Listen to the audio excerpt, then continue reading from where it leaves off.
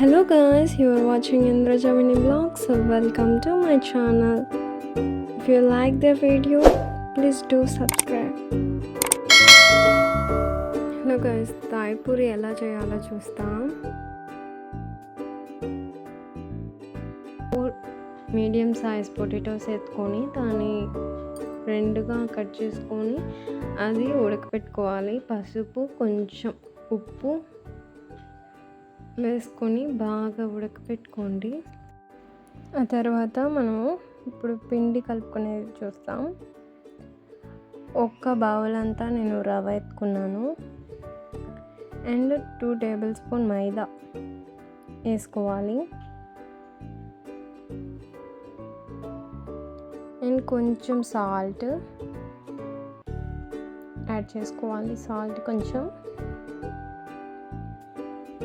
And next కొంచెం వంట soda add చేసుకోవాలి.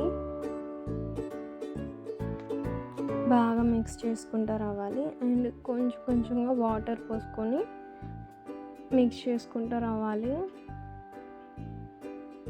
ఇట్లా బాగా మిక్స్ చేసి అట్లా దాన్ని వచ్చి ఒక తడిగుడ్డ వేసి కప్పి పెట్టండి. అంతలోపల మీకు పొటాటోస్ ఉడికిపోయి ఉంటుంది. ఒక బౌల్లో వేసుకొని బాగా మ్యాష్ చేసుకోండి. దాన్ని బాగా నలుపుకున్న తర్వాత దాంట్లో జీరా పౌడర్ కొంచెం యాడ్ చేసుకోవాలి అండ్ చాట్ మసాలా కొంచెం యాడ్ చేసుకొని ఆ తర్వాత 2 స్పూన్స్ వరకు చిల్లీ పౌడర్ అండ్ కొంచెం జీరా ఇట్లా వేసుకుంటే బాగా కొంచెం కొత్తిమీర వేసుకొని బాగా మిక్స్ చేసుకోండి. దాన్ని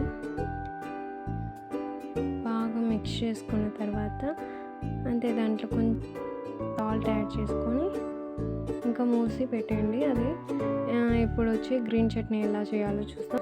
కొత్తిమీర కొంచెం అండ్ పుదీనా కొంచెం, 4-5 పచ్చిమిర్చి అండ్ 2 అల్లం ముక్కలు అండ్ కొంచెం జీరా పౌడర్, సాల్ట్ కొంచెం యాడ్ చేసుకొని దాన్ని రుబ్బి కొంచెం వాటర్ వేసి దాన్ని ఫిల్టర్ చేసుకొని పెట్టుకోవాలి ఒక బౌల్ మీద. ఇంకా దహి ఎలా చేయాలో చూస్తాం. బౌల్ ఎత్తుకొని పెరుగు వేసుకొని దాంట్లో కొంచెం సాల్ట్ యాడ్ చేసుకొని కొంచెం షుగర్ యాడ్ చేసుకోండి అండ్ కొంచెం జీరా పౌడర్, అంతే. దాన్ని బాగా మిక్స్ చేసుకొని పక్కన పెట్టేయండి.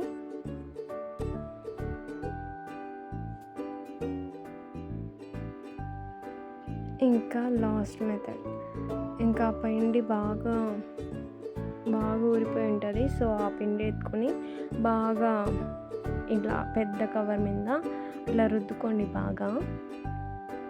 ఇంకా బయట గోధుమ పిండి 5 kg ఇట్లా కవర్స్ వస్తాయి కదా, అది వచ్చి బాగా కట్ చేసుకొని ఇట్లా పెట్టుకున్నామంటే దాని మీద బాగా పెద్దగా మనము రుద్దుకోవచ్చు.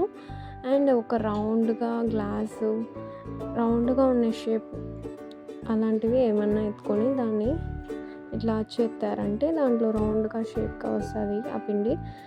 మళ్ళీ నూనె బాగా కాగిన మళ్ళీ ఆ రౌండ్స్ని దాంట్లో వేసేయండి.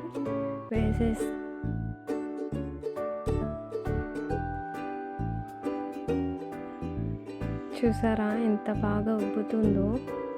అంతే అండి, అలా అన్నీ కాల్చుకొని ఎత్తుకోవాలి. కొంచెం బ్రౌనిష్గా అయ్యేదాకా బాగా కాల్చుకోండి.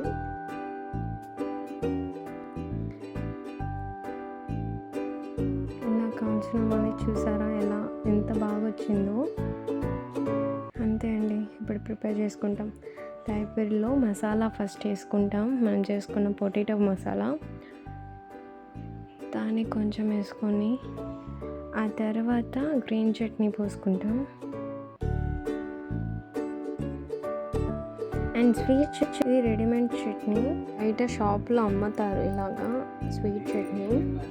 అది తీసుకొని కొంచెం వేసుకోండి.